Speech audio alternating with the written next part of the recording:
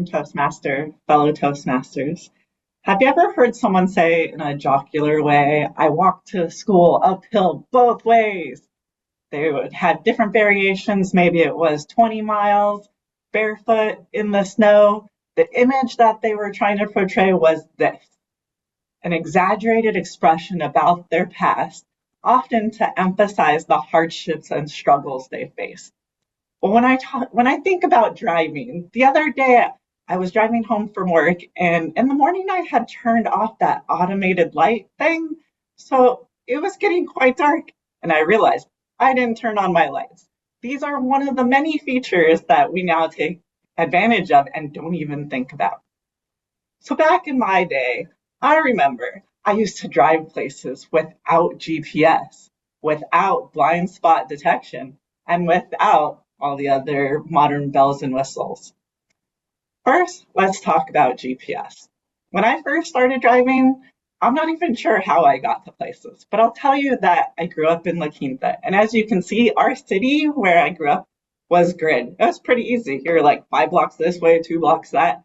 It wasn't rocket science, not like in Washington. But I'll tell you, we also kept the street names the same no matter which city you went to, which is another problem that I happen to have here in Washington. But before I'll get there, I'll tell you, did you know that MapQuest wasn't launched until 1996? I don't even think we had a computer back then, but I do remember these printouts. And I remember every time I went anywhere that I didn't know how to get to, I would print this out and I would remember left here, right there, so that when I wanted to go back home, it was exactly the opposite. You only needed to print the directions one way and you can find it.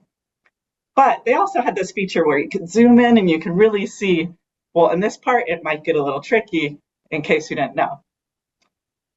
Let me tell you, I would print this, and I'll tell you, I grew up in La Quinta, but I went to school in Santa Barbara.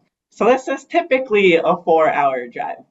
One time, my mom's friend, who was a trucker, was visiting us, and he told us, hey, there's an accident on I-10, you should take this other freeway. Now, I was very proud to say I knew exactly which way was north, east, south, west when the sun was up. But we happened to be driving nighttime. Somewhere we missed the turnoff and we ended up in Barstow, which, as you can see, is not the right way to Santa Barbara. We stopped at a gas station, we bought a map because, again, we didn't have electronic resources like we do today, and we found out that we took a 110-mile detour. Not exactly what you want to do when you're driving home on Sunday, but I'll tell you, that was the last time my friend asked me for a ride back to school. So, let's talk about Washington. Since I've lived here, it has been very confusing. And one of the big things that I have is all the windy roads. But a great example is I have a picture here of Brightwater, where we meet in person. And you can see right above it, there's this road called Maltby Road. And if you go one direction, it ends up being Paradise Lake. But if you keep going to Bothell, you end up in Thrasher's Corner. And in Thrasher's Corner, that's where it goes from Maltby Road to 208. And then if you keep going, randomly, to my perception, it changes to Filbert Road. And then next thing you know, you're in Linwood, and it's 196. So you can see how without a GPS, I would never survive in Washington.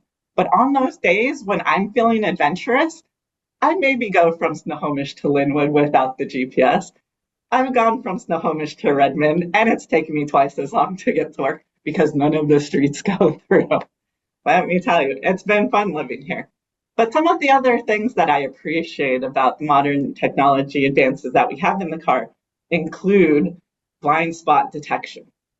Now, my first car was a 79 BMW 320i, and I thought it was so cool. It was a stick shift, it had manual windows, it had the manual door locks where you would either have to walk around the side of your car in order to let somebody else in, or you got in and you reached over to let them in. It was fun back then. You were a little bit more sociable with who you were working with. But this blind spot detection, I'll tell you, my car got totaled because this didn't exist. It was one morning on the way to school, and I had zero period class. There was another lady from out of town on her way to church at something like 6:30 in the morning who decided to put on her left blinker and merge into my lane. Now, when the cop asked me, "Did you see her blinker?" I said, "Well, yeah, I saw it, but there wasn't enough room. I didn't think she'd go for it." This is where blind spot detection would have helped me out, and I never would have had a car accident. But let's talk about lane assist. This came out in the early 2000s, and I remember going home and my mom would drive us, and she'd be like, "I think the lanes are getting closer together." And I tell my mom, "The road is the same." Lane assist was built for people like her. She needs to know where the lanes are and when she's getting close to them. Now, seat warmers. When I bought my first new car in 2010, I only had two criteria for it. It was having a sunroof and having seat warmers. What I didn't realize is that different car models actually have seat warmers that let you adjust the temperature. Mine, 15 years later, is still always on and only sometimes goes on and off whenever it feels like it. I haven't figured out exactly how that works, but this is something that I'll look for in my next car. Let's also talk about backup cameras. Backup cameras are amazing. I love these things, but it's so hard to use in the Pacific Northwest 9 months out of the year when it's raining and you don't remember to go wipe the camera in the back. And lastly, CarPlay. My kids are always jumping into my car saying, "Oh, can we listen to this song?" And I tell them, "You know what? My car's a 2010. CarPlay didn't come out until 2014.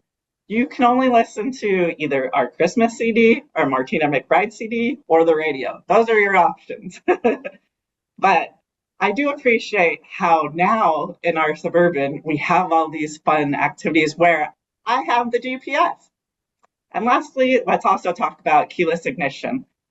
When I totaled my 79 BMW, I replaced it with a 74 Camaro. And you know what? It had this push button start, much like the keyless ignition that we have now. But back then, if anybody would have broken into my car, they could have taken off with my car because you didn't actually need a key for that. There was no sensor. You get into the car, you push that button, and it was good to go. So I like the advances that they had. By 2018, they said it was 62% of the cars, and now it's close to 100. So I'm looking forward to my new car. Fellow Toastmasters, to be honest, I don't recall how I ever made it to any of my destinations on time or in person, but I hope that today, as you go driving, you take a moment to appreciate the improvements we've had in our driving experiences since the turn of the century.